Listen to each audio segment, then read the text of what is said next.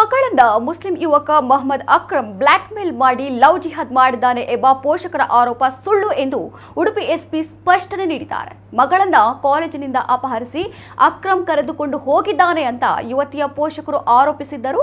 ಅಲ್ಲದೆ ಇದೊಂದು ಲವ್ ಜಿಹಾದ್ ಪ್ರಕರಣವಾಗಿದ್ದು ಪೊಲೀಸರು ಕೂಡ ನಮ್ಮ ದೂರಿಗೆ ಸ್ಪಂದಿಸಿಲ್ಲ ಎಂದು ಹೇಳಿದರು. ಆದರೆ ಇದಕ್ಕೆ ಸ್ಪಷ್ಟನೆ ನೀಡಿರುವ ಉಡುಪಿ ಎಸ್ಪಿ ಡಾಕ್ಟರ್ ಅರುಣ್ ಕುಮಾರ್, ಪೋಷಕರ ದೂರಿನಂತೆ ಎಫ್ಐಆರ್ ದಾಖಲು ಮಾಡಲಾಗಿದೆ. ಆದರೆ ಆ ವೇಳೆ ಯುವಕ ಯುವತಿ ಇಬ್ಬರು ಪೊಲೀಸ್ ಠಾಣೆಗೆ ಹಾಜರಾಗಿ ನಮಗೆ ರಕ್ಷಣೆ ಕೊಡಿ ಎಂದು ಕೇಳಿದ್ದಾರೆ.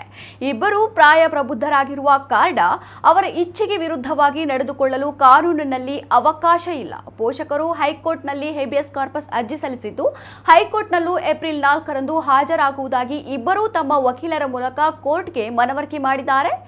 ಆರೋಪ ಸುಳ್ಳಾಗಿದ್ದು, ಹೀಗಾಗಿ ಈ ಪ್ರಕರಣದಲ್ಲಿ ಲವ್ ಜಿಹಾದ್ ಆರೋಪ ಸುಳ್ಳಾಗಿದ್ದು, ಪೊಲೀಸರಿಗೆ ನ್ಯಾಯಾಲಯ ಯಾವುದೇ ನಿರ್ದೇಶನ ನೀಡದ ಕಾರಣ ಇಲಾಖೆಯ ಪಾತ್ರ ಈ ಪ್ರಕರಣದಲ್ಲಿ ಇಲ್ಲ ಎಂದು ಹೇಳಿದ್ದಾರೆ.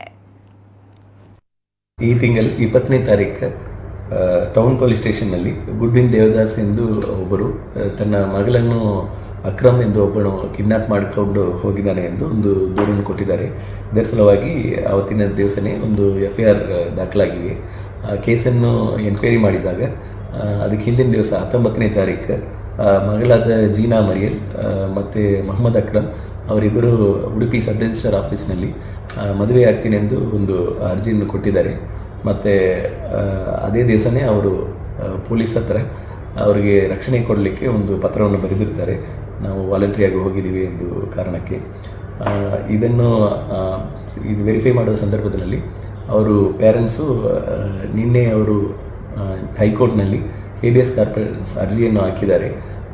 ಅರ್ಜಿ ಸಂದರ್ಭದಲ್ಲಿ ಅವರ ಅಕ್ರಮ್ ಮತ್ತು ಜೀನಾ ಪರವಾಗಿ ಹಾಜರಾದ ವಕೀಲರು ಈ 4ನೇ ತಾರೀಕು ಕೋರ್ಟ್ಗೆ ಪ್ರೊಡ್ಯೂಸ್ ಮಾಡ್ತೀವಿ ಎಂದು ಬಂದು ಕೊಟ್ಟ ಒಪ್ಪಿಗೆ ಮೇರೆಗೆ ಅಲ್ಲಿಂದು ಪೊಲೀಸಿಗೆ ಯಾವುದೇ ನಿರ್ದೇಶನ ಕೊಡಲಿಲ್ಲ ನ್ಯಾಯಾಲಯ. 4ನೇ ತಾರೀಕು ಅವರು ಪ್ರೊಡ್ಯೂಸ್ ಆಗಲಿಕ್ಕೆ ಸಾಧ್ಯತೆ ಇದೆ.